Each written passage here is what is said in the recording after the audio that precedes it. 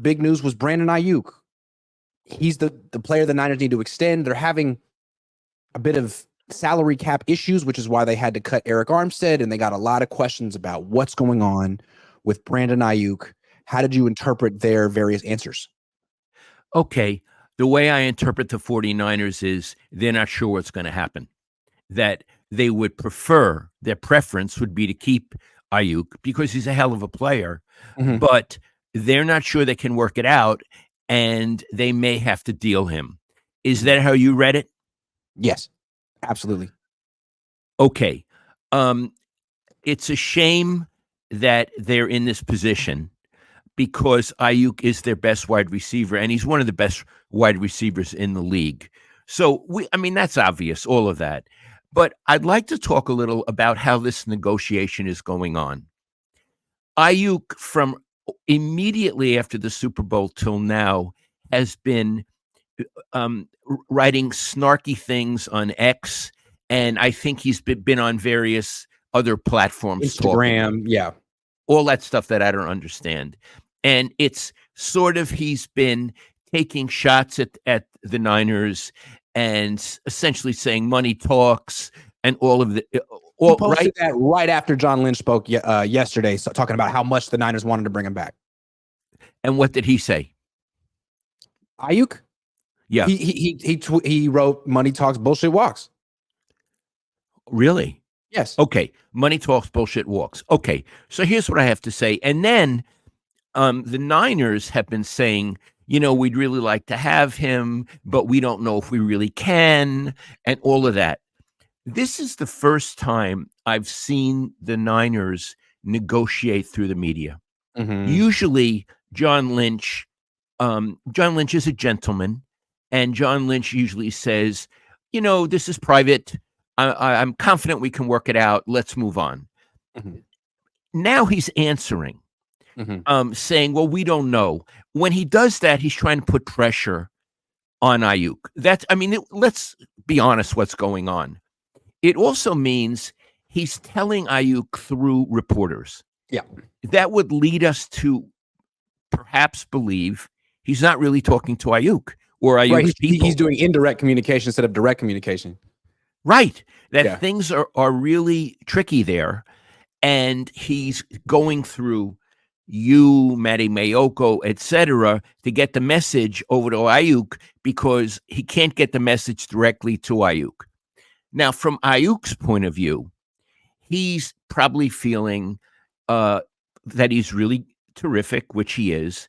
He's really valuable, and he wants to be paid accordingly. There are ways to handle it. One would be to allow your representative to talk to the 49ers, which is Nick how Bosa did last year. Yeah, you keep your mouth shut. That's why you pay an agent. Right. But he's taking it into his own hands. Right. And he's doing things that are rude to the Niners, not rude to the media, not rude to fans. Like sneering at them. Absolutely. Sneering at them. And here's what I have to say about it. We've seen it before. Deebo Samuel did the same thing. And it's what a young man does. Right. You got to remember, Aiyuk is 26. Iggy, you're 36, and I still consider you young and learning. He's 10 years younger than you. Yeah. And he's acting in what I would call a childish, high school way, thinking that if he throws a bit of a hissy fit and he lets people know how angry he is, that he'll get his way. It's like a child. I'll hold my breath until I get my way. I don't appreciate what he's doing. I don't. The Niners gave him a chance. They've helped him emerge as a star. I think a grown-up gentleman would find better ways to do it. And as a side thing, I'm 78 now. I retired when I was 70 or 71. One of the things I realized when I retired that I wouldn't miss, every year I was getting older. I did it for almost 40 years. But the players weren't. They were always in a sort of an age group. And when I was a younger man, I could talk to Chili Davis, Jeffrey Leonard, Will Clark, Joe Montana, because we were relative contemporaries. When I was in my 50s and 60s, I wouldn't have had anything to say to Brandon Aiyuk. Nothing against Brandon Aiyuk. I wouldn't have anything to say to anybody his age except how's your hamstring? What were we going to talk about? Yes. Okay. So he's being a little immature and unprofessional, but I think the main takeaway here isn't his comportment. It's the fact that the Niners seem a little nervous that they may not be able to work this out with Brandon Aiyuk, and he seems to be dug in. And I know Deebo Samuel seemed dug in for a while too. He requested a trade, but it feels like the Niners kind of knew they were going to win that negotiation with Deebo. He had one good year. There wasn't a big market for him. He wasn't really even a wide receiver. He was a combination player that they could use. But Brandon Aiyuk is a wide receiver who's been consistent, and I think it's pretty clear what he's worth. And the Niners are kind of acting like, yeah, I mean, they're saying all the right things about him. He's this, he's that, he's this, he's that. But you wonder if they just can't afford to make the offer that he would get on the open market. And if that's the case, maybe Brandon Aiyuk has a stronger position than Deebo Samuel had, and will use his leverage. And get traded? Get traded, hold out. I mean, he could hurt himself by holding out. He could hurt the Niners too. What if he misses a month of the season? How many games would the Niners win? Maybe they'd win them. Yeah. Yeah. It's awkward.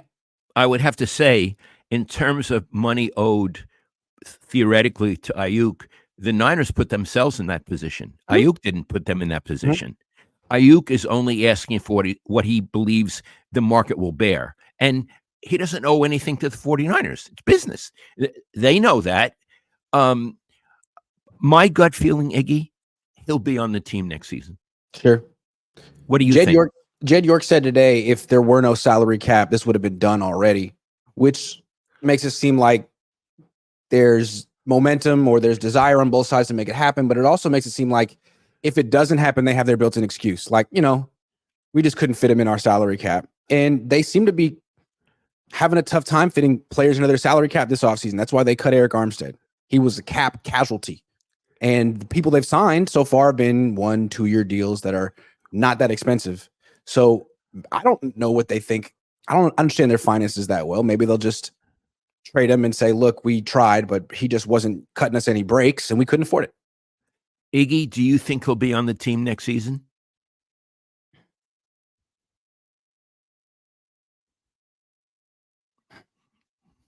I think they're going to find a way to give him what he wants. I do. I don't think he's going to, I don't know how the negotiation is going to go. Maybe we'll never find out, but I don't think he's going to move too far for the 49ers. I think his value is pretty locked in. I think other teams would give it to him on the open market. I think the Niners want to keep him, and they might make it hard for him the next few months, but I think they'll ultimately give him what he wants, just like they gave Nick Bosa what he wants. And Deebo. Yes. And Deebo. Yeah. So they have a history, the team, of appearing to be hard, but finally working out the details, because these really are accounting details. Yep. They can, there are other players they can get rid of, or they can restructure, or things like that. So these are not desire issues. The desire is that they would like to keep them. It's an accounting issue. And my guess is they can find the money in a way by eliminating money elsewhere. Yeah, they've been doing some very creative accounting the last few years. Of course, they got in trouble for it recently, lost a 5th round pick, but it seems like they're at the cutting edge of accounting techniques. They're aggressive. So I would agree.